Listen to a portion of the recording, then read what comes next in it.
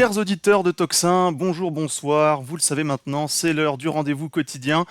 Tous les jours du mois d'août à 18 heures de la semaine, je vous retrouve avec un invité pour décrypter cette actualité extrêmement riche de ce mois d'août, de cet été.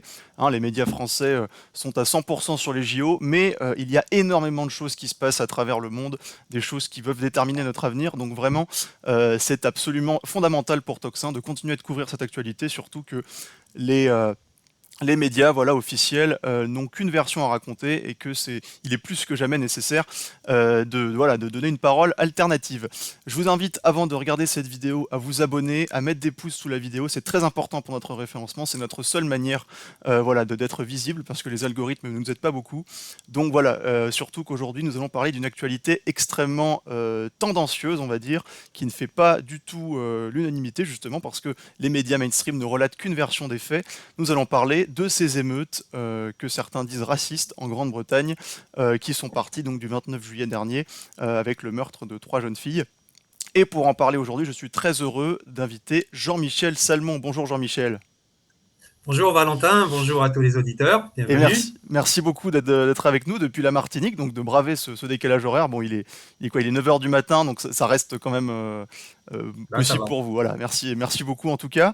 Je rappelle que vous êtes donc docteur en sciences économiques et puis auteur du grand abécédaire du Brexit. Voilà, Oui. le livre de référence sur le Brexit en 2 volumes aux éditions Les Trois Colonnes que j'invite les auditeurs à se procurer. Je mettrai les liens en description.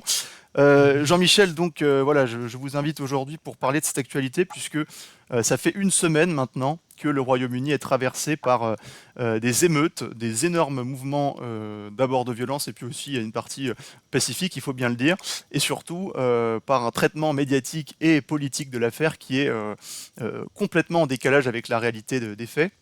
Donc je voulais revenir avec vous là-dessus. On va commencer par donner d'abord le récit des événements, en essayant d'être le plus factuellement possible. Je pourrais pas mettre beaucoup de vidéos dans cette émission puisque beaucoup de ces vidéos sont des scènes de violence que YouTube censure probablement à juste titre. Donc voilà, je voulais revenir d'abord avec vous sur ce qui s'est passé. On part de ce 29 juillet, de cet assassinat de 3 jeunes filles de 6, 7 et 9 ans par un jeune britannique pardon, d'origine rwandaise, qui donc dans un club de danse qui a blessé aussi 7 autres personnes dont 5 mineurs, voilà. Et puis voilà, je vous propose d'abord de faire le récit de ce qui s'est passé, puis ensuite d'ouvrir le spectre, puisque nous sommes sur Toxin non pas pour faire du sensationnel, mais de l'analyse. Voilà, donc qu'est-ce qui s'est passé ensuite? Donc nous sommes à Southport le 29 juillet, il y a ce drame avec cet assassinat de 3 jeunes filles. Qu'est-ce qui s'est passé ensuite en Angleterre, Jean-Michel? Parce que je sais que vous suivez énormément ce pays. Oui, oui, merci Valentin. Alors, donc oui, 29 juillet, l'introduction dans cette école de danse de cet individu avec l'intention de tuer, et cette intention a réussi son coup puisqu'il a effectivement enlevé la vie, c'est terrible, à 3 jeunes filles. Il faut effectivement le rappeler et puis toujours le garder à l'esprit parce que beaucoup de choses ont été dites, etc., depuis, dans les médias, y compris par exemple LCI chez nous, parle d'un fait divers. Alors dire fait divers, déjà pour commencer, pour évoquer le meurtre sauvage de 3 petites innocentes, c'est déjà quelque chose qui pose problème à mon avis. Et ensuite, il y a, oui, oui, par une petite dizaine de blessés. Le carnage aurait été beaucoup plus fort si ce n'avait été l'intervention notamment d'un quelqu'un qui est devenu un héros national, un homme de 63 ans. On en reparlera parce qu'il a pris la parole hier pour donner son avis sur la suite de l'interprétation des choses. Mais donc lui-même a été gravement blessé à la jambe. Il a pris un coup de couteau à la jambe. Heureusement, son artère a été frôlée mais pas touchée. Donc il a fini par s'en sortir. Alors donc c'est un drame terrible. Rappelons déjà aussi, pour cadrer le débat sur la suite, que pour l'instant, heureusement, on est au bord d'une guerre civile au Royaume-Uni, mais il n'y a pas eu comment dire en français, D'autres morts. d'autres morts. Voilà. Donc la tension est très très forte. Les actions, on va en parler, sont terribles. Mais heureusement, les casualties, donc les morts pour l'instant, se sont limités aux 3 fillettes. Et d'une certaine manière, ça permet de rappeler l'essentiel dans cette affaire, donc le fait qu'on ait enlevé la vie à ces 3 petites. Alors, les choses rapidement ont dégénéré. Pourquoi? Parce qu'il y a quelques groupuscules d'extrême droite. On ne parle pas ici de la droite radicale, parce que les gens font un amalgame avec Farage, le UKIP devenu Brexit, devenu Reform UK, etc. Pas du tout, c'est des groupuscules vraiment d'extrémistes qui ont fait courir le bruit que effectivement l'assassin était un immigré clandestin d'origine musulmane et qui avait fait un acte terroriste Allah Akbar, donc dans une guerre, dans la guerre sainte islamique. Il n'en était rien. Il n'en était rien, puisque la réalité, c'est que c'est effectivement, vous l'avez dit tout à l'heure, un homme né à Cardiff, de parents, on l'a dit tout à l'heure, rwandais. Donc, le fait est qu'on tombe ici dans une problématique où la manipulation a répondu à la manipulation. Qu'est-ce que je veux dire par là? C'est qu'en fait, en général, on est bien habitué à ça, y compris en France. Maintenant, quand on a des meurtres de ce type, quand il s'agit vraiment de meurtres motivés par l'acte, par la volonté terroriste du djihad, les premiers éléments d'information, le plus souvent, on dit un homme âgé de tel âge, dans tel quartier, mais souvent on passe sous silence effectivement son origine ethnique. Là, on a une traduction française où effectivement l'ethnicité est moins mise en avant, notamment dans les recensements de population, etc. Alors qu'en Angleterre, les choses sont très claires. Il suffit d'aller, j'étais tout à l'heure de nouveau sur le site officiel du gouvernement et on a les statistiques démographiques par catégorie d'origine ethnique, etc. Donc les choses sont assez différentes de ce point de vue. Alors bon, c'est 2 modèles différents. On pourra revenir sur ces 2 modèles-là d'ailleurs d'intégration des 2 côtés de la Manche. Mais donc la manipulation qui a consisté pour ces groupuscules d'extrême droite à faire passer ce meurtre pour celui d'un immigrant clandestin dans le djihad répond à la manipulation habituelle des médias mainstream qui cherchent à passer sous silence effectivement l'origine de l'assassin de manière générale avant qu'on la découvre et qu'on soit bien obligé d'en parler. Une sorte pour tout ça, pour minimiser évidemment l'impact sécuritaire de l'immigration telle qu'on la connaît. Tout ça pour ne pas dire que tous les immigrés, évidemment, sont des assassins en puissance, bien sûr que non, mais par contre, le fait est que la plupart des actes de cette violence-là, de ce type-là, sont effectivement réalisés par des immigrés clandestins, le plus souvent, ou pas clandestins, mais des immigrés d'origine ou clandestins. Et, et que donc le lien entre l'immigration et l'insécurité reste indéniable. Alors on peut toujours noyer le poisson et faire l'autruche, mais le lien est indéniable. Donc il y a une manipulation qui a répondu à une autre manipulation. Oui, Et parce que donc il c'est y a vrai eu que effectivement. pardon, je vous interromps une seconde, le traitement médiatique d'aujourd'hui, le narratif médiatique dit qu'il y a eu cette manipulation de l'extrême droite britannique et que le gros sujet c'était est-ce qu'il était musulman ou pas. J'ai envie de dire, peu importe ce sujet-là, le sujet qui fait que les choses se sont embrasées, c'est aussi le problème plus général de la violence et de l'insécurité causée par l'immigration. On est bien d'accord, Oui, oui, Jean-Michel. oui, bien sûr, Valentin, on va y arriver. On va y arriver. À ce point-là, ce que je voulais dire, c'est que c'est pas l'extrême droite. Il faut faire attention. L'extrême droite, déjà, on y reviendra après sur la définition de ce que c'est l'extrême droite. Mais c'est pas l'extrême droite parce que les gens, quand on va dire extrême droite, d'ailleurs le premier à le faire, on y viendra, c'est le Premier ministre britannique dans ses commentaires. C'est quelques groupuscules isolés de l'extrême droite et notamment des gens en lien avec le DL, qui est un groupuscule peu connu en France, qui est l'English Defence League. Et là, on ne parle pas de l'extrême droite telle qu'elle est attribuée disons, chez nous au Rassemblement national ou en Angleterre de manière générale au parti de Farage. C'est pas du tout ça. Ce sont des groupuscules, je répète, des groupuscules que l'on peut mettre à extrême droite si on veut, mais il faut faire attention à ne pas faire trop d'amalgame.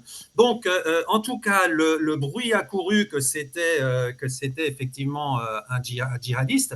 Et donc, ça a suffi pour effectivement déclencher de la part de ces groupuscules Au départ, cette information a déclenché tout d'un coup un surgissement, un outburst, comme on dit en anglais, donc une explosion de colère dans les rangs disons, faut se rappeler que Southport, c'est dans le nord de l'Angleterre, hein, au nord de Manchester, a suffi pour déclencher une vague de colère, voire de rage, effectivement, d'une partie de la population donc ethniquement blanche, donc ethniquement d'origine anglaise traditionnelle, on va dire, et avec effectivement des mouvements assez violents de leur part jusqu'à vouloir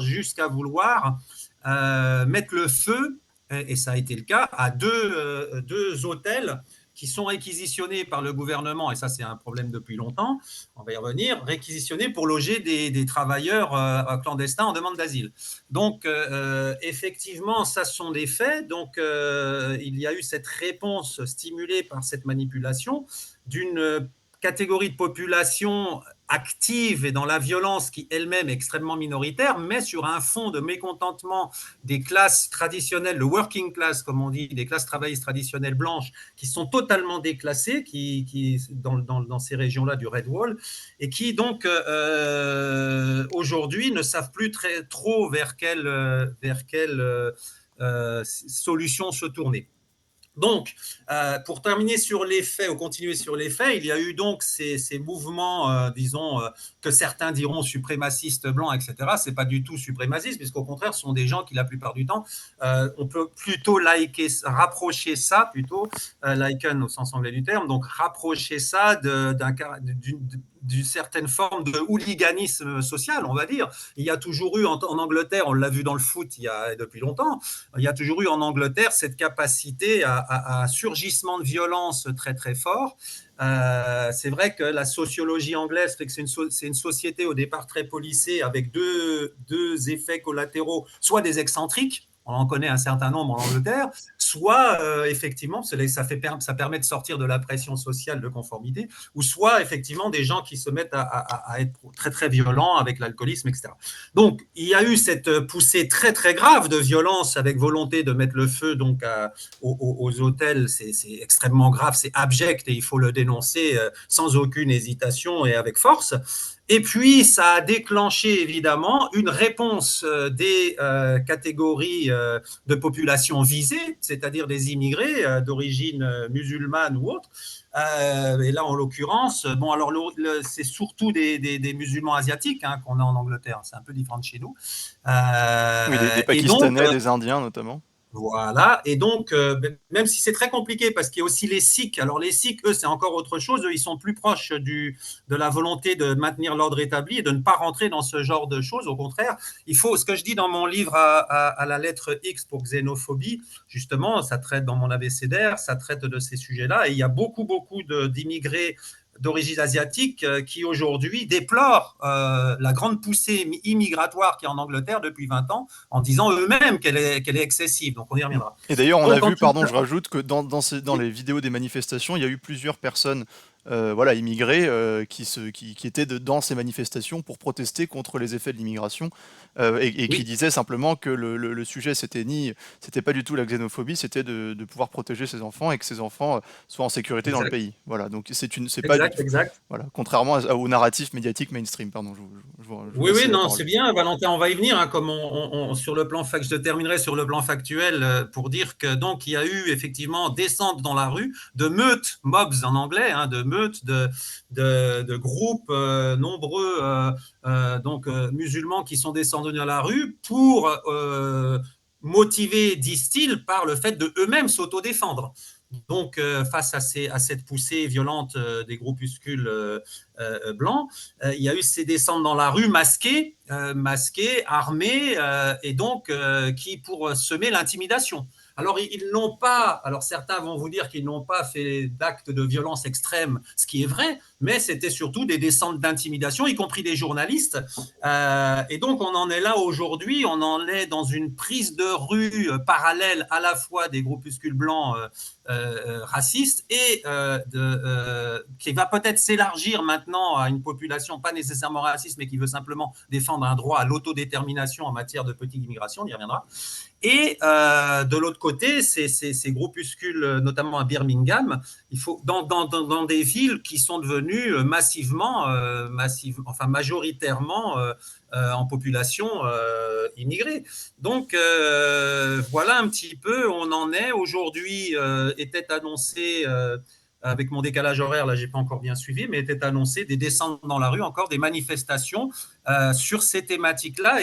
Et j'espère qu'il va y avoir justement des manifestations plutôt pacifiques et qu'on puisse revenir dans un débat plus posé sur la problématique qui est une problématique totalement niée. Et là, on va y venir par le traitement médiatique et qui occulte la problématique de fond. Voilà, voilà pour le factuel. Donc effectivement, ces manifestations, donc il y a eu des débordements, mais ces manifestations massives, elles sont aussi, vu la participation de nombreuses classes prolétaires blanches qui, elles, sont se déclassées, il y a eu une volonté pour ces classes de réapparaître, un petit peu, alors pas sur le même thème, puisqu'en France c'était plutôt la fiscalité, mais un petit peu sur le thème des Gilets jaunes. Est-ce qu'on peut dire ça, Jean-Michel Salmon, sans trop biaiser la réalité, on va dire? C'est-à-dire c'est un peu la même catégorie sociale qui est dans la rue aujourd'hui en Angleterre? Disons que ce que je ressens un peu, c'est que la sociologie des Gilets jaunes était plus diverse. Était plus D'accord. diverse. Ça faisait penser à toutes les classes modestes et moyennes basses, disons la moitié du bas de la population Mm. française, hein, qui en gros celle qui touche moins de 2 000 € par mois, puisque les statistiques sont claires là-dessus. La moitié de la population française a moins de 2 000 € par mois, donc qui a du mal à s'en sortir. Donc sociologie assez large. Alors que là, on parle de 4-5 millions de blancs prolétaires, comme tu l'as dit, et qui sont d'une sociologie plus dans le périmètre est moins large et mais qui est totalement niée par l'offre politique Mm. depuis longtemps, même si Boris Johnson en son temps, 2019, avait réussi à les raccrocher. Mais sans pour autant, finalement, compte tenu de ce qui s'est passé, on peut y revenir, dans cette mise en œuvre du Brexit. Tout ça, c'est très lié. Hein, Oui, finalement, on se on sent de va y nouveau venir. abandonné. Se Voilà, sentent de nouveau qui ne sont abandonnés plus et le meurtre représentés. des fillettes a mis le feu aux poudres. Voilà, et donc ce qui est aussi très marquant dans cette affaire, c'est la réaction du Premier ministre Keir Starmer, qui est donc le Premier ministre nouvellement élu, qui a été élu début juillet. Oui, D'ailleurs, on peut oui, revenir sur les conditions de cette élection. Vous avez déjà reçu sur Toxin à ouais, l'occasion, et vous avez bien montré que malgré l'apparente victoire écrasante du Parti travailliste en termes de nombre de voix, la réalité était beaucoup plus contrastée, et que donc il y avait toujours une... Enfin, voilà, ce n'est pas du tout une victoire, on va dire, en termes de nombre de voix. Donc c'est un Premier ministre qui est déjà contesté au sein de la population et qui oui, a pris complètement fait et cause pour oui, une certaine partie du récit de cette affaire, qui ne cible oui, que l'extrême droite. Et là, vous allez pouvoir revenir sur cette définition de l'extrême droite, parce que effectivement, il y a une manipulation, une machination complète sur ce sujet par des oui, gouvernements britanniques, et qui menace les manifestants de tout bord, de tout type, et qui vient d'ailleurs, là c'est une annonce qui a été faite hier, complètement ubuesque, qui a déjà commencé à vider les prisons britanniques de criminels condamnés pour notamment certains des violeurs, des assassins qui ont tué à la hache, pour accueillir des manifestants qui auraient commis des violences dans les prisons. Donc là, on a une réaction complètement hyper radicale, on va dire, de ce gouvernement, qui est en guerre ouverte, j'ai envie de dire, contre ce prolétariat blanc dont vous avez parlé jusqu'alors. Et moi j'ai été vraiment très marqué, très surpris par la radicalité complète de cette réaction. Alors est-ce que vous avez des clés d'explication sur pourquoi oui. ce gouvernement a réagi comme ça? Oui, oui, c'est effectivement quelque chose de striking, comme on dit en anglais, quelque chose de frappant. Ça frappe l'esprit. On arrive un peu au stade suprême de la polarisation et du wokisme de ce point de vue-là, au cœur du pouvoir, au plus haut niveau. On peut même ajouter à ce que vous avez dit que la police a annoncé hier qu'ils allaient traiter certains des agitateurs, donc prolétaires blancs, sous la bannière d'un acte terroriste. aujourd'hui. Alors, c'est certes que mettre le feu à un hôtel, c'est quelque chose d'extrêmement abject et d'une violence inouïe. Après, est-ce que c'est du terrorisme? On va encore devoir faire un débat sémantique. Mais enfin bon, donc ça peut aller jusque-là. Il se trouve que le fait qu'on va effectivement vider les prisons, ce qui était déjà un petit peu l'objectif initial hein, dans la mandature annoncée, pour faire de la place donc à ces agitateurs blancs prolétaires violents, faire de la place pour les mettre en prison rapidement. D'ailleurs, il y a une problématique aussi de séparation entre l'exécutif et le législatif ici, puisque jusqu'à présent, ce n'est pas le gouvernement qui remplace les juges pour établir des peines plus radicales, mais enfin, c'est encore un autre sujet. Donc, en tout cas, il y a eu immédiatement une prise de position par le Premier ministre Keir Starmer, pour dénoncer exclusivement les crimes de ces blancs prolétaires. Ça rejoint le traitement médiatique qui est fait des événements, puisque en fait, on ne montre dans les mainstream, on ne montre que les exactions de ces blancs prolétaires, et on ne montre pas du tout la réponse. On ne montre pas du tout la réponse des groupes actifs et potentiellement violents, en tout cas intimidants musulmans, qu'on occulte complètement dans l'information. Si on n'avait pas Twitter, et d'ailleurs Elon Musk a pris parti Mm. beaucoup, il a mis les pieds dans le plat pour justement monter au créneau contre le gouvernement britannique et les traitements par les chaînes d'infos qui sont totalement polarisés aujourd'hui, totalement polarisés. Moi, j'ai pu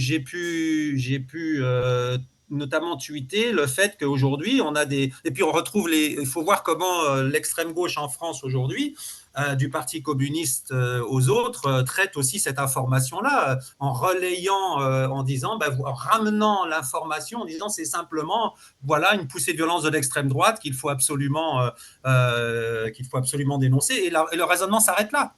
C'est le raisonnement s'arrête là. Alors s'ils ont raison, oui d'accord, c'est une poussée de l'extrême droite minoritaire, enfin des groupuscules, et puis un peu de répression, et puis tout va rentrer dans l'ordre. Ça peut être un récit, mais le récit fondamental n'est pas celui-là. Là, à mon avis, le récit fondamental, c'est le fond du problème sur lequel on va arriver. Donc, on a un Keir Starmer qui se met à dénoncer exclusivement la violence d'un seul côté, et ça illustre ce qui était déjà en train de monter contre lui depuis quelque temps, c'est-à-dire la thématique d'une police à deux vitesses. Two-tiered police. Et d'ailleurs, il y a un hashtag two-tier Keir étant le prénom de Starmer, à ce propos-là, puisque en toute vraisemblance et observation, effectivement, il y a un discours très dur du Premier ministre et des réactions de présence de police dans tous les quartiers où les blancs prolétaires s'agitent. Mais par contre, là où ce sont des meutes musulmanes ou islamistes qui descendent dans la rue pour intimider les populations, y compris les journalistes qui sont là et qui plient bagages d'ailleurs, qui s'en vont, qui fuient, ben là, il n'y a pas de présence policière. Il n'y a pas de présence policière. Et alors, ça va de plus en plus loin parce que hier, on a eu l'interview, c'est sur les réseaux, d'un des directeurs de la police. On lui demande mais pourquoi vous n'étiez pas présent à Birmingham au milieu de ces meutes masquées musulmanes dans la rue. Et le gars répond non, on a été en contact avec les leaders de ces communautés-là. Ils nous ont dit que ça serait des manifestations pacifiques. Donc la police ne se présente plus. Non, mais vous vous rendez compte de la chose? Mm. C'est-à-dire que d'un, on justifie l'autodéfense, alors que dans une société civilisée, démocratique et des droits de l'homme qui est censée être celle des nôtres, d'abord la police est neutre pour commencer, donc elle répond exactement de la même façon aux violences et aux présences dans la rue de quelque côté que ce soit, et ensuite on n'a absolument pas à légitimer l'autodéfense. Enfin, c'est même le contraire qu'on est censé faire. Donc là, on légitime l'autodéfense, et puis on laisse le champ libre à un côté des groupes dans cette quasi-guerre civile, puisqu'ils nous ont fait la promesse de ne pas être violents. Enfin, on rentre dans une dynamique, et là maintenant c'est avéré, puisqu'on a même cette interview, puisque évidemment la police à deux vitesses était une thématique niée par la gauche et le Premier ministre, mais on a maintenant cette interview contre toute observation pour commencer, mais on a maintenant en plus cette interview du responsable de la police de la ville qui nous dit ça. Donc c'est très clair et net maintenant qu'on a bien une police à deux vitesses. Oui, c'est assez effarant et vraiment on se demande comment ça peut, voilà, ça ne peut que mal terminer finalement, puisque là on se dit que si un prolétariat d'ailleurs de 5 millions de personnes, comme vous l'avez dit, est à ce point-là stigmatisé et persécuté par le pouvoir en place, il ne va plus avoir d'autre solution que la violence pour s'exprimer, parce que en plus il est nié politiquement. Et puis, Oui, alors je voulais revenir aussi sur le rôle des journalistes, parce que vous avez dit qu'il oui. y avait des journalistes qui étaient menacés même par des bandes musulmanes radicales qui pliaient bagages. Mais alors, j'ai pas, j'avoue, je ne peux pas avoir suivi vraiment la presse anglaise. Je ne sais pas comment est Mhm. traitée l'affaire en Grande-Bretagne, mais en tout cas en France, on relaye unanimement de la gauche à la droite Oui, le point de vue de Keir Starmer. Je me suis oui, d'ailleurs amusé à noter, je vais vous lire les unes j'ai pris trois quotidiens français nationaux, Le Monde, Le Figaro et France Info. Le Figaro qui est quand même censé être plus ou moins classé à droite et en tout cas sur les questions d'immigration un peu plus ferme. Je vais vous lire donc les six unes que j'ai sélectionnées. Le Monde, émeute au Royaume-Uni sur les réseaux sociaux, l'extrême droite attise la haine. Au Figaro, le Figaro, alors là c'est extraordinaire. Casseurs prépubères, ouvriers patriotes ou délinquants récidivistes, ces émeutiers qui plongent le Royaume-Uni dans le chaos. Et même après, le Royaume-Uni face à une inédite vague de violences anti-migrants. Et puis alors France Info, c'est encore plus. Alors on n'en rit pas malheureusement parce que c'est un drame, mais sinon on pourrait en rire. Émeute raciste au Royaume-Uni, les protestataires défendent une identité britannique blanche, analyse une chercheuse. Alors c'est les fameuses chercheuses de France Info. Et puis ils sont allés en France Info faire un reportage à Southport justement au lieu du drame et le titre du article est signé Les habitants de Southport sous le choc de la violence et de l'islamophobie, c'est-à-dire que le problème que pointe France Info à Southport, c'est pas le meurtre des trois fillettes et les blessures des cinq mineurs, c'est la violence la violence de l'extrême droite, l'islamophobie. Donc unanimement, on part d'une situation où il y a un meurtre complètement indéfendable et horrible au Royaume-Uni, et on arrive à pointer du doigt l'extrême droite et les réseaux sociaux. Donc on peut s'attendre encore en fait à ce que ce gouvernement utilise cette menace de la rue pour finalement censurer, faire encore plus de mesures liberticides. Et c'est là où vraiment on voit la perversité de ce système. oui, absolument. Ben, pour commencer à répondre, on peut dire cette phrase, la propagande est totale. C'est simple. La propagande est totale et c'est pas nouveau sur cette thématique-là. On l'avait déjà dans le cadre du Brexit. C'est pour ça qu'à dans l'abécédaire, j'avais consacré la lettre X à xénophobie, xénophobie, pas vraiment, parce qu'effectivement, tout l'europhilie, l'UEphilie, libéraliste, bien, au sens politique du terme, bien pensante, avait ramené le Brexit à un problème de xénophobie, de racisme, tout simplement. Si vous prenez, pour prendre un exemple du chouchou de l'Union européenne dans les médias français à Bruxelles, c'est Jean Quatremer, n'est-ce pas, à qui j'ai invité plusieurs fois pour faire un débat public sur ces questions, mais n'a jamais voulu répondre, et bien évidemment, à mon invitation. Lui avait, je le cite dans mon ouvrage, avait dans un documentaire de France Télévisions, avait affirmé que au final, le référendum de 2016 avait été une question qui revenait qui avait été, disons, tranchée sur la question sous-jacente, était pour ou contre les Polonais et l'immigration. C'était ça. Pour lui, il ramène le Brexit à uniquement à le référendum, à la question référendaire, à uniquement cette question. Donc c'est la droit fil, on continue, on continue. En fait, on a une polarisation croissante, pour ne pas dire tribalisation, une polarisation croissante de notre système politique. Bon, les hommes politiques sont polarisés, on peut bien l'imaginer par la logique partisane, mais ça a atteint effectivement les médias et aujourd'hui ça atteint même la police en Grande-Bretagne. Donc tout est bon pour continuer. Il n'y a plus d'analyse.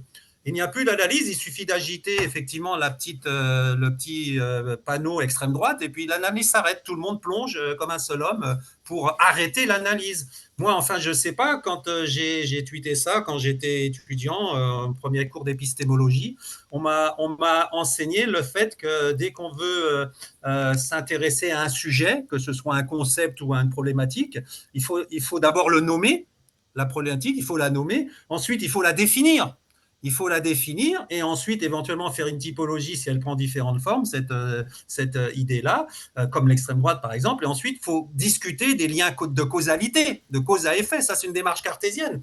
Et on enseigne ça normalement, c'est la base de l'approche scientifique avec ce qu'on appelait la rhétorique autrefois, c'est-à-dire à l'époque à Sciences Po, on disait une bonne dissertation, c'est thèse, antithèse, synthèse. Aujourd'hui, tout ça, ça a disparu. Il suffit aujourd'hui, c'est remplacé par l'insulte. On le voit bien depuis les périodes électorales françaises aussi. C'est remplacé par l'insulte et le signalement de vertu, des discussions entre soi. Et dès qu'on a une idée contraire, on est écarté, insulté, tout ce qu'on veut. Donc, on est dans le total contraire de ce qui pourrait être l'esprit des Lumières, précisément. Aujourd'hui, on est dans une inquisition où dès qu'on va exprimer un point de vue différent, ben soit on n'est jamais invité sur un plateau. Moi, pour le Brexit, j'ai jamais été invité nulle part sur un grand plateau mainstream. Et puis, et donc, c'est l'analyse, c'est même pas le degré zéro de l'analyse, c'est qu'il n'y a plus du tout d'analyse du tout, il n'y a que des anathèmes.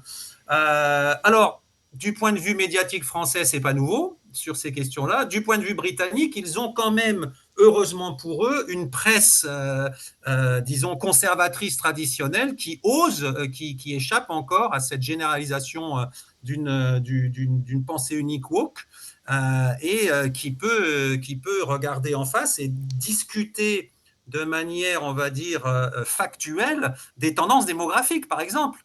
Et sans pour autant que tout de suite on mette sur la tête de ces journalistes-là, enfin si on va le faire, le camp opposé va le faire, mais extrême droite, le grand remplacement, etc. Et l'analyse s'arrête là. Non, comme n'importe quel fait social, il y a la possibilité d'aller dans les données et objectivement, froidement analyser les choses, mais ça, on est dans des sociétés qui ne le font plus parce qu'elles sont totalement polarisées. Donc, on a encore, heureusement, en Angleterre, une partie de la presse qui reste indépendante de ce point de vue-là et qui veut, alors précisément comme une partie de la population anglaise, qui veut défendre, et on va rentrer là cette fois-ci aussi, je pense, dans le problématique de fond, qui veut défendre son droit à l'autodétermination, son droit au choix démocratique et souverain de pouvoir définir quelles sont les politiques publiques que l'on veut avoir pour notre pays, pour notre peuple, et quelles sont en particulier les politiques en matière d'immigration. Ça revient finalement à ça. Donc, si vous voulez, moi je représente ça un peu comme une espèce de pyramide ou un triangle avec la partie émergée de l'iceberg et la partie immergée. La partie émergée, c'est effectivement, il y a des émeutes. Ok, il y a des émeutes, alors on va dire, c'est l'extrême droite, et puis on va mettre tout le monde en prison, puis le problème est réglé, puis c'est fini, on passe à autre chose. Ça, c'est la partie immergée. Sauf que la partie immergé maintenant de l'iceberg, c'est que, on a une première partie immédiate, c'est ce que je disais, c'est existe-t-il encore un choix démocratique en matière de politique publique et de politique d'immigration? Apparemment, d'après la supranationalité bien pensante, que ce soit l'Union européenne ou la Cour européenne des droits de l'homme, il n'y en a plus. Il n'y a plus de choix démocratique pour une politique immigratoire maîtrisée, de la même façon que Juncker ou Jacques Attali sont venus nous dire à l'époque qu'il n'y a plus de choix démocratique contre les traités européens. D'ailleurs, même si la Cour européenne des droits de l'homme n'est pas en tant que telle per se une institution de l'Union européenne, c'est une institution jumelle. Donc, la Convention européenne des droits de l'homme que les Britanniques n'ont pas quittée. Donc, se retrouve toujours dans cette difficulté à appliquer une politique migratoire. Donc, la question, c'est le premier étage sous la surface. Et puis, au plus profond sous la surface, eh bien, il y a là tout simplement, pour moi, la question de l'État-nation et la démocratie, y compris d'ailleurs la libre expression. Ces choses-là sont devenues, disons, sont en péril parce qu'à partir du moment où vous ne voulez plus contrôler l'immigration et que vous avez des vagues migratoires qui, progressivement, à très long terme, vont devenir majoritaires dans un pays, vous avez la culture du pays et le pays lui-même qui peut disparaître. D'ailleurs, les promoteurs de ces politiques-là, les supranationalistes, les fédéralistes, veulent faire disparaître l'État-nation. Donc l'enjeu fondamental derrière toute cette agitation, le débat qui est autour de l'extrême droite ou pas extrême droite, en fin de compte, la vraie question la plus profonde, elle est celle-là, c'est l'existence de l'État-nation et le choix démocratique des citoyens. Bon, on est bien d'accord et justement, on va rentrer dans cette analyse puisqu'effectivement, ces émeutes, on peut effectivement faire du sensationnalisme là-dessus, mais elles répondent c'est l'aboutissement d'un processus de très longue date, qui est le phénomène migratoire, voilà, qu'on a vu, qu'on voit à l'œuvre partout en Europe, mais aussi au Royaume-Uni. Pour vous citer simplement un chiffre, en 1971, donc il y a 50 ans, il y avait 94% de Britanniques blancs, voilà, sur le territoire, et aujourd'hui on est à 75%, c'est-à-dire qu'on est à un quart de la population qui est en tout cas d'origine immigrée. On a également, et puis en sachant que c'est en constante augmentation dans les grandes villes, dans certaines grandes villes, et que donc il y a certaines villes aujourd'hui qui sont déjà minoritaires, en tout cas dont la partie immigrée est majoritaire. Et puis il y a eu récemment aussi des élections municipales en Grande-Bretagne, avec certaines villes qui ont élu des conseils de municipalité entièrement musulmans. Je pense à Brighton, je crois, vous me couperez si j'ai tort. Et donc là, on voit déjà à l'œuvre, en fait, est-ce que ces émeutes-là ne mettent pas en relief d'abord l'échec de la Grande-Bretagne à maîtriser ses flux migratoires, mais surtout l'échec d'intégration du modèle d'intégration britannique qui repose justement sur on va dire l'assomption des différences, le fait d'assumer les différences, de les mettre en valeur. Et à partir du moment où on a une classe bourgeoise blanche qui, elle, n'a plus de volonté, enfin, est justement dans cette idéologie d'ouverture à l'autre et de négation, de culpabilisation de soi-même, finalement, on arrive avec une culture qui, pour l'instant, est minoritaire démographiquement, mais qui est de plus en plus revendicative, pardon, et qui donc finit par assumer le fait de se mettre en des bandes organisées armées et sous la bénédiction de la police. Donc, est-ce qu'on peut retracer ça sur le long terme justement pour voir d'où part ce phénomène et ouais, en tout cas on voit où il aboutit, pardon, je vais y arriver. Ouais, ouais, ouais.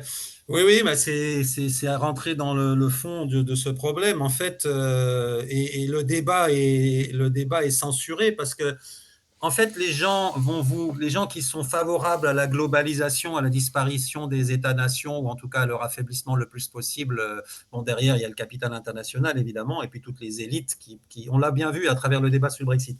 Mais bon, sur le plan sémantique, ils ramènent ce débat à un débat binaire pour ou contre l'immigration. Ça n'a aucun sens. Pour ou contre l'immigration, la question est mal posée, puisque de quelle immigration parle-t-on? C'est binaire, c'est manichéen. Alors on aurait les gentils musulmans face aux méchants blancs suprémacistes. Et puis non, mais c'est vraiment pas de là. En fait, on peut pas traiter sérieusement d'un sujet avec un binarisme total. En matière d'immigration, si on va parler d'immigration, ça va dépendre de quel type d'immigration on parle, de quelle origine on parle, de quelle taille, de quelle intensité immigratoire on parle. Donc, dans toute chose, il est bon d'avoir de l'équilibre, de la progressivité. Trouver le juste milieu, nous diraient les bouddhistes. Et de la même façon, il y a une ouverture graduelle ou une ouverture totale. La problématique, c'est que ici, donc on va de manière manichéenne, c'est effectivement dès qu'on va vouloir mettre des nuances sur l'acceptation de l'immigration, tout de suite on va être traité d'extrême droite et comme ça il n'y a plus de débat. Et puis les globalistes et les immigrationnistes passent en force. En réalité, donc une fois que ce premier point est fait de manière un peu méthodo ou philosophique en quelque sorte, en revenant au cas du Royaume-Uni, en réalité au Royaume-Uni, ça fait maintenant depuis les années 90 que le phénomène immigratoire s'est accéléré, s'est accéléré en masse. Il suffit de prendre toutes les statistiques, on ne va pas rentrer dans le détail ici, mais vous en avez cité déjà quelques-unes, effectivement. Donc, on rentre dans une immigration de masse qui est un phénomène nouveau en Grande-Bretagne et qui effectivement réduit de manière rapide le pourcentage des blancs, enfin des Anglais originaires, on va dire natifs, de leur part dans la population, de manière assez rapide, assez vertigineuse sur 20 ans. Et donc, le problème, c'est que tout ça se fait contre le choix démocratique de ce peuple-là, qui a exprimé cette volonté de résister à une immigration massive bah, ça fait maintenant, à chaque élection, à chaque campagne électorale, ça fait plusieurs décennies que ça dure, 3 décennies, ça s'est encore renforcé récemment. Et à l'arrivée, quelle que soit finalement l'offre politique qui a gagné, que ce soit le Labour ou les Tories sur une période plus récente, le Labour, donc je parle de l'époque de Blair, Blair a fait le choix d'ouvrir très large, très grand, ça a commencé, ça s'est accéléré là, hein, les portes des frontières anglaises. Et donc, on a une offre politique qui soit a pris fait et cause pour l'immigrationnisme, soit a annoncé qu'elle allait lutter contre cette immigration incontrôlée et massive, un peu comme il y a une pêche INN, là, la pêche illégale, non mesurée et non ceci, on a une immigration incontrôlée, IUI, et incontrôlée et massive. Et quand on a eu des annonces de volonté de lutte contre cette immigration, en réalité, rien n'a été fait réellement. Rien n'a été fait réellement, soit par manque de volonté réelle, soit par contrainte. Alors, on peut reprendre les époques successives, hein, et notamment dans le cadre du Brexit, puisque le sujet de l'immigration était au cœur du Brexit. Ce n'était pas le seul sujet, mais il était au cœur du Brexit. Et donc, il y a eu cette volonté à l'époque de Boris Johnson affichée de passer à un système, à travers le Brexit, de migration choisie, notamment par rapport à l'Est de l'Union européenne et du grand marché. Donc, sortir du freedom of movement, de la libre circulation du grand marché unique, pour rentrer dans des systèmes d'immigration choisis à la australienne. Et puis, ben, il n'a pas été vraiment mis en œuvre, finalement, jusqu'à la chute de Boris, il n'a pas été mis en œuvre parce que ben, les Anglais n'ont pas voulu s'attaquer à la problématique des traités européens, même une fois le Brexit fait, c'est-à-dire de la Convention européenne des droits de l'homme, qui a beaucoup limité, notamment le plan Rwanda, et dans sa mise en œuvre. Quand Sunak est arrivé après avoir trahi Boris pour faire une politique euro-compatible, il a plus ou moins fait semblant de continuer le plan Rwanda, mais il n'a pas vraiment, la volonté n'y était pas. Et puis finalement, Starmer est arrivé au pouvoir récemment en mettant fin, ça a été sa première chose, mettre fin au plan Rwanda, une des premières mesures qu'il a pris à arriver au pouvoir. Et si on regarde le manifesto, je l'ai là, je vais tweeter tout à l'heure la double page. Il y a dans le manifesto, c'est-à-dire le programme électoral du Parti travailliste pour les élections récentes, il y a 2 pages qui traitent de l'immigration. L'immigration est sortie 4 fois, où il accuse déjà habilement les conservateurs d'avoir accéléré l'immigration. Il les accuse de l'avoir fait, tout en disant que ben eux, ils vont que l'immigration fait une contribution substantielle à notre économie, dit-il. 2, néanmoins, je cite en traduisant en même temps, le niveau général de l'immigration doit être proprement contrôlé et géré, managed. Donc, et on voit bien que ce n'est pas du tout le cas, et ça n'a pas été du tout le cas, et que ce soit l'immigration légale ou illégale a continué à augmenter de manière massive. Donc le problème non seulement se maintient en termes d'immigration massive incontrôlée, mais il s'accélère en fait. Il s'accélère et donc à un moment donné, eh bien effectivement, il y a des réactions de ces groupes de population qui sont privés de parole, et à qui on fait des promesses depuis 20 ou 30 ans et qui ne sont jamais atteintes, et qui finit par s'exprimer d'une manière différente que par la parole, puisque la parole ne sert plus à rien, et ils sont à bout de patience. Alors, ramener ça à des voyous d'extrême droite, peut-être dans le déclenchement, oui, mais en réalité, il y a toute une. Alors, on revient à la situation à Southport, par exemple, et je disais tout à l'heure, le héros qui a, grâce à lui, il n'y a eu que, pas un meurtre, mais 3 meurtres, il y aurait pu en avoir 10.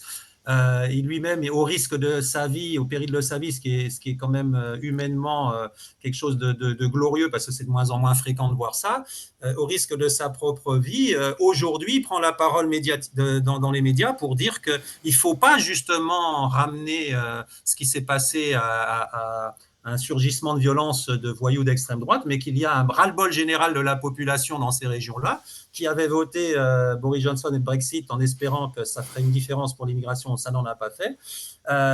Et il dit, lui-même, il le dit, hein, j'invite tout le monde à aller le voir sur les réseaux. Il s'appelle John Hayes, H-A-Y-E-S. Et il dit que le problème du travaillisme, de la réaction du gouvernement, puisqu'il ne politise pas du tout, la réaction du gouvernement, nous dit-il aujourd'hui, c'est de traiter le symptôme plutôt que la cause. Oui, donc On a bien compris qu'en tout cas, voilà, il y a des gens qui ont compris que ce problème remontait à des choses plus complexes et à un processus plus long. Je voudrais quand même revenir sur ce phénomène migratoire et ce modèle d'intégration, puisqu'on voilà, euh, comment ça se fait qu'aujourd'hui, malgré bon, c'est un problème que connaissent tous les pays européens, on va dire plus de la majorité de la population est opposée à l'immigration, et les élites continuent malgré tout voilà, de mettre en avant cette immigration. Alors, on sait qu'en Angleterre, pendant longtemps, l'argument de la main-d'œuvre pas chère qui contribue à l'économie était mis en avant. Aujourd'hui, je ne sais pas si concrètement ça apporte beaucoup à l'économie anglaise, mais comment est-ce qu'on explique? Est-ce que c'est de l'idéologie? Est-ce que c'est du cynisme? Ou est-ce que, parce que quand on voit la radicalité avec laquelle le gouvernement et la police, enfin les pouvoirs publics en général, euh, font la guerre au prolétariat blanc, est-ce qu'il n'y a pas, on a vraiment l'impression, voilà, comme dit dans la Bible, des royaumes divisés contre eux-mêmes, quoi. Donc, est-ce que c'est voilà, une fatigue de l'Occident de vivre et donc une volonté de disparaître, ou est-ce que c'est simplement voilà, du pragmatisme, on va dire, idéologico-financier? Ouais, c'est une question qui est excellente, hein, qui mérite plusieurs thèses, je dirais. Mais donc, moi, je vais donner mon sentiment, ma façon dont je mets ce puzzle en place et pourquoi on en arrive là. On a déjà des élites à travers Davos, qui la plupart des élites sont globalistes. Globaliste et c'est-à-dire supranationaliste. On le voit dans le cadre de l'Union européenne avec l'obsession de Macron pour l'Union européenne. C'est vraiment son principe, sa principale obsession, c'est de pousser le fédéralisme. Bon, on le voit aussi, par exemple, avec le pacte onusien sur l'immigration, le pacte de Marrakech, etc. Donc, et ça date, je le décortique dans mon ouvrage, avec que ce soit la gauche ou la droite britannique à l'époque, on a des têtes d'affiche à l'époque qui étaient immigrationnistes, hein. Donc, je le détaille dans l'ouvrage. Donc, on a des élites qui sont immigrationnistes, supranationalistes, parce que derrière ça, il y a la volonté du capital international, en fait, hein, de faire disparaître les obstacles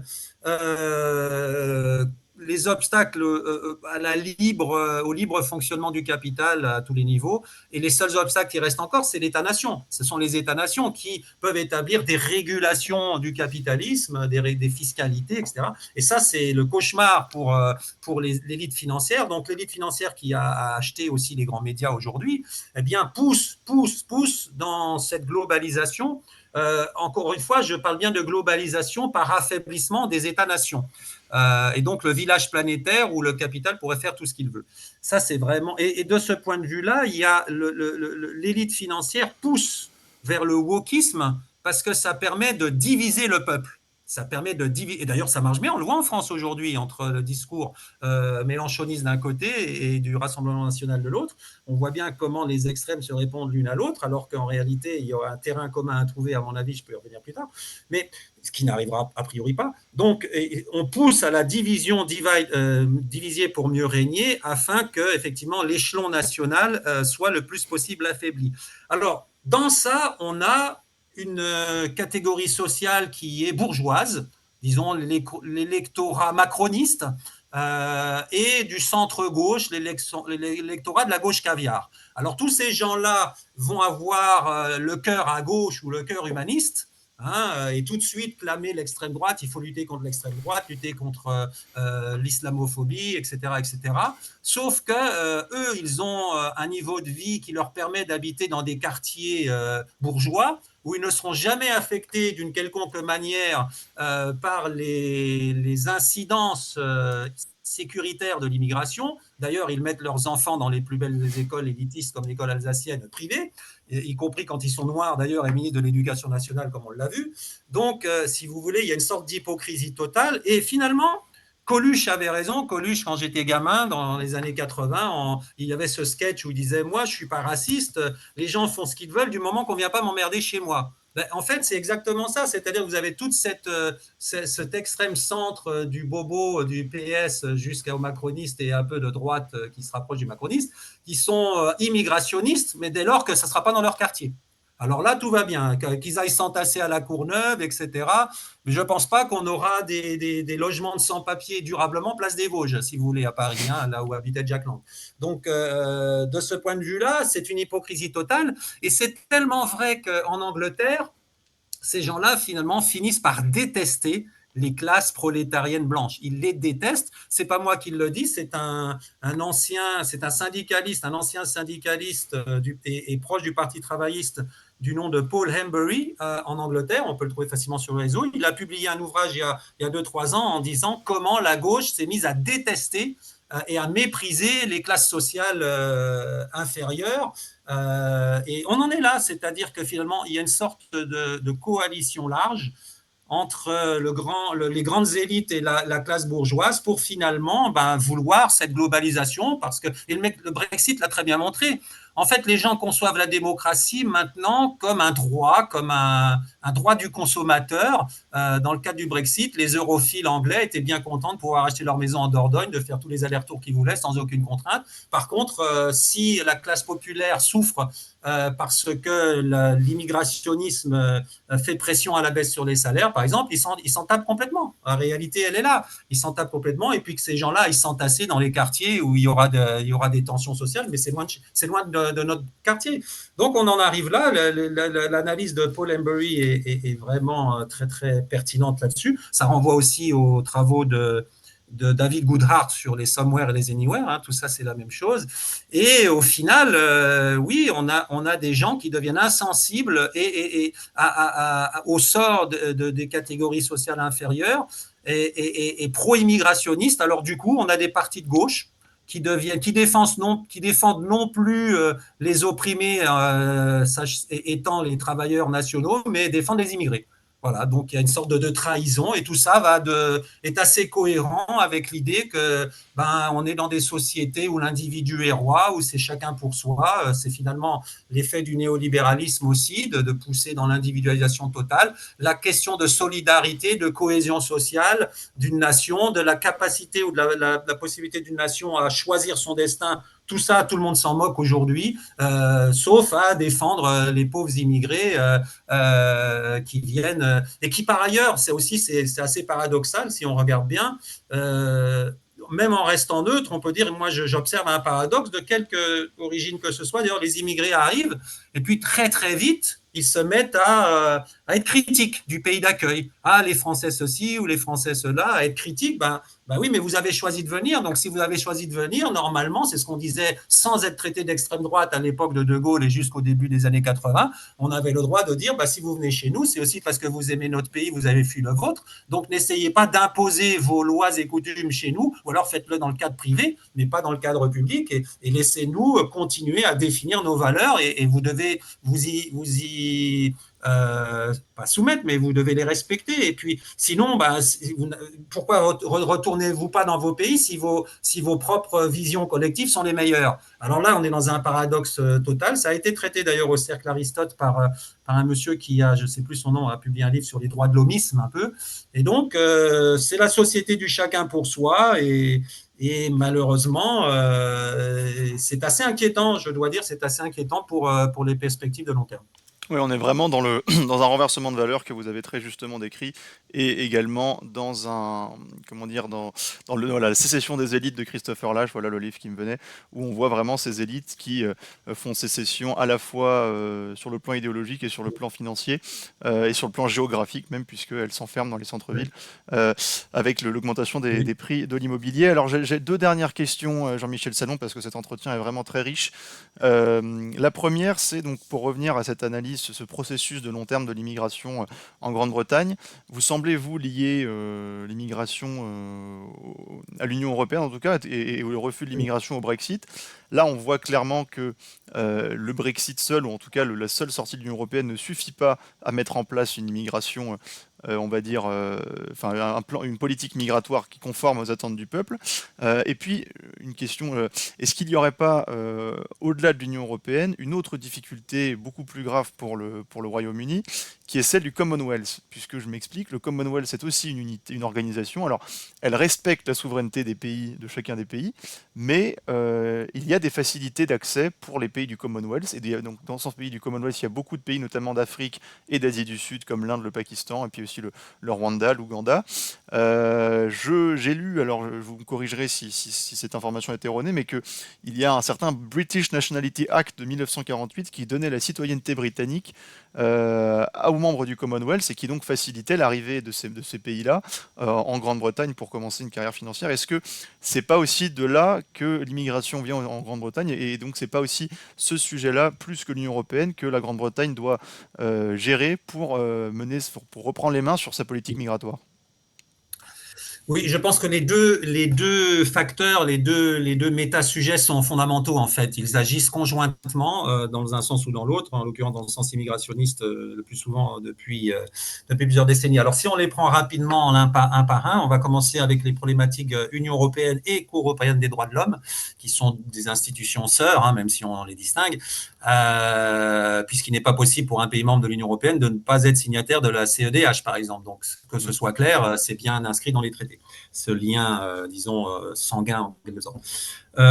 Et donc, au niveau des traités européens, il y a deux choses. Si vous êtes dans le marché unique, vous allez devoir laisser rentrer librement tous les citoyens européens de quel qu'il soit, en quelque nombre que ce soit, pour s'installer chez vous. C'est un droit. D'ailleurs, Michel Barnier, à l'époque, le premier Michel Barnier, celui de la période de la négociation du Brexit, disait ce n'est pas de l'immigration, c'est de la libre circulation de citoyens européens d'un bout à l'autre du marché unique. Okay, donc, d'où le fait qu'il y ait eu, avec l'ouverture des vannes de Tony Blair à l'époque, alors que les autres pays avaient choisi un système de quotas pour aller progressivement, ce qu'on a cru être 3 millions de travailleurs de l'Est, ou d'Européens en tout cas, au moment du Brexit, et finalement, ils étaient 5 millions.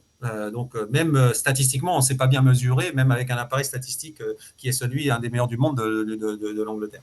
Donc, ça, c'est alors cette immigration-là, c'est un peu tassé, on va dire, du fait du Brexit conjointement au Covid. C'est-à-dire qu'on a eu un retour des travailleurs de l'Est chez eux, qui ne sont pas tous revenus en fait, mais on a eu quand même le settlement, l'établissement des 5 millions de droits acquis. Donc, mais ça s'est un peu calmé en flux en tout cas. À côté de ça, toujours avec les questions des traités européens, il y a évidemment l'immigration clandestine. Alors ça, c'est un autre problème, moins important en nombre, mais quand même, ça va avec notamment les traversées de la Manche, qui sont des drames humains systématiquement, qui ont été en nombre très croissant sur les dernières années. Hein, jusqu'à 500 par jour ou un peu plus encore dans les années récentes, là, pendant l'été. Donc ça, la difficulté, c'est que ça, on connaît bien en France aussi, c'est que ça augmente le nombre de clandestins qu'on ne sait pas renvoyer. On ne sait pas renvoyer. Chez nous, c'est les OQTF qui sont une part importante de l'insécurité et puis qu'on ne peut pas renvoyer. Donc, on ne peut pas renvoyer parce que dès qu'on veut les renvoyer, on a une armée de juristes et des magistrats de la Cour européenne des droits de l'homme qui mettent fin à toutes les mesures possibles, imaginables pour accélérer les expulsions. Donc, on connaît bien ce problème-là.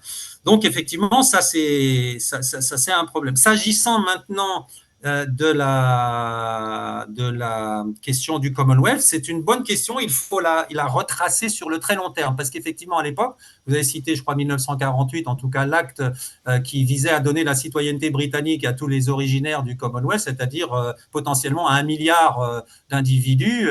Et ça, effectivement, assez vite, ça a été compris à Londres comme un risque qui n'était pas faisable politiquement, humainement, etc. Et c'est notamment Margaret Thatcher qui a mis le haut là de manière très nette sur le plan juridique lors de ses mandats, en restreignant massivement, enfin fortement, les droits des citoyens du Commonwealth vis-à-vis de leur citoyenneté britannique en créant des systèmes à plusieurs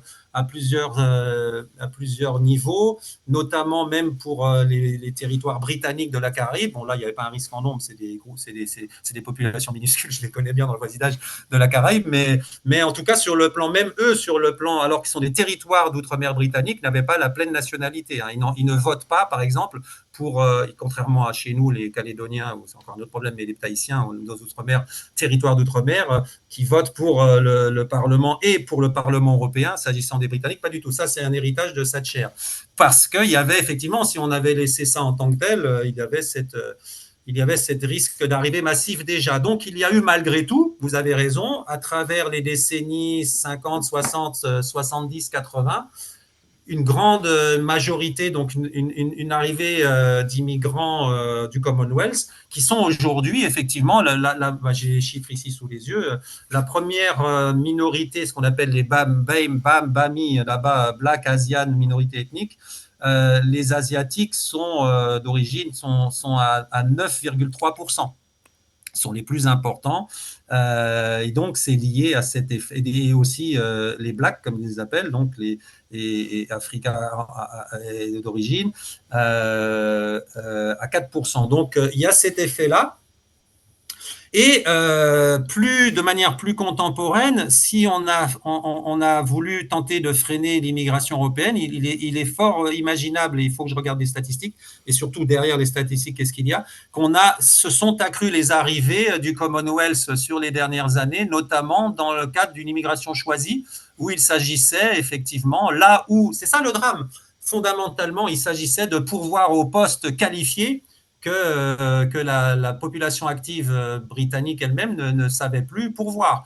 Parce que parmi ces prolétaires qu'on a cités, il y a un problème de qualification. Et ces gens-là, au lieu de mettre, et ce qu'a promis Starmer d'ailleurs dans son manifesto, c'est de contrôler l'immigration et de faire un effort important pour reformer la formation en permanente, reformer tous ces travailleurs britanniques qui sont exclus du système parce qu'ils n'ont pas les qualifications. Alors ça, c'est facile à dire. Mais donc, il y a eu effectivement aussi, vous avez raison, cette poussée du Commonwealth à différentes époques, avec un système de stop and go, mais qui aboutit aussi, parce qu'on a finalement, sur les 30 dernières années,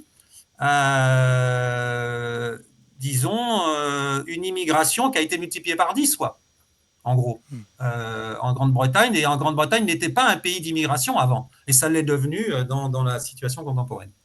Ouais, donc on voit bien que c'est un problème qui vient de vraiment très profond dans la société et que donc la Grande-Bretagne va devoir gérer autrement qu'en se contentant d'envoyer des gens en prison parce qu'ils ont manifesté. Je voudrais poser une dernière question, Jean-Michel.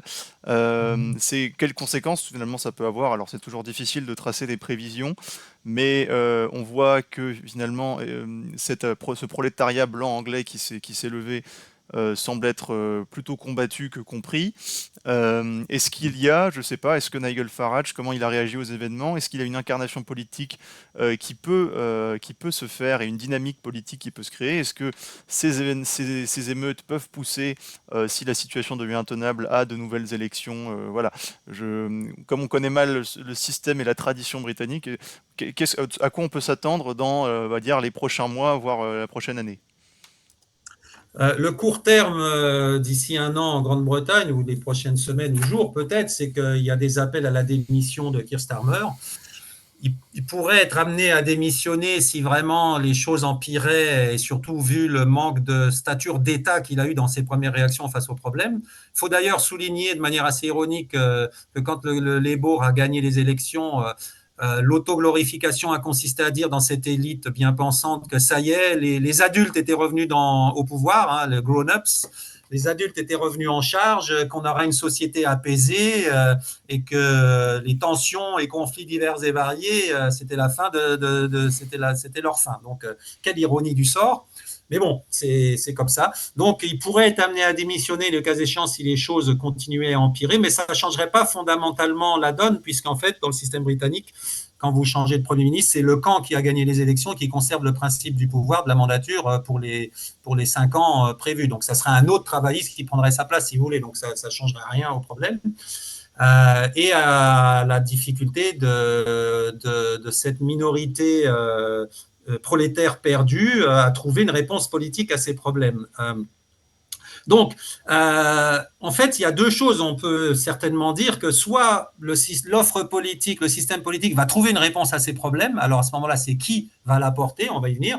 Ou s'il n'y a pas de réponse de l'offre politique, comme on l'a vu depuis plusieurs décennies maintenant, les conséquences sur l'instabilité sociale et politique vont être très fortes. On peut même dire ça aussi du point de vue de la France, parce que là, on voit bien comment le vote du Rassemblement national, à quoi il a abouti. Première force politique, mais minorisée, on va dire, par les arrangements du système. Or que les grandes catégories socio-professionnelles qui votent largement pour le RN, c'est les employés, les ouvriers. Donc on peut faire le parallèle. Donc tant qu'on a une offre politique qui prend en compte, ou en tout cas vers laquelle se tournent ces exclus-là, bon bah ça chauffe, mais le système politique reste à peu près stable.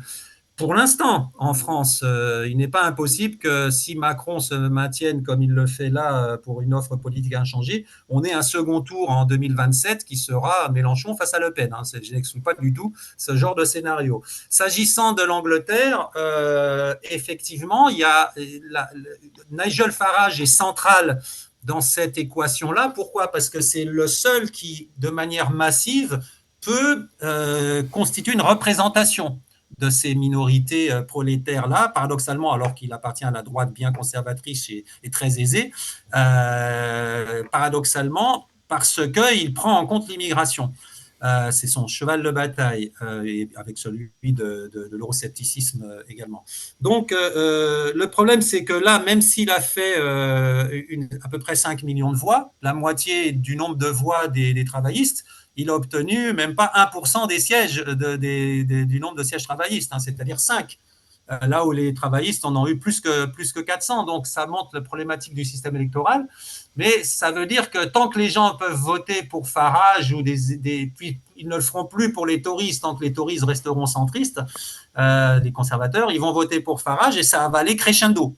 Est-ce que ça suffira à apporter une réponse politique pour calmer ces minorités actives? C'est possible, mais à condition que cette dynamique-là continue avec une vraie représentativité, parce que 5 députés au Parlement britannique, là, c'est une moquerie de la démocratie représentative.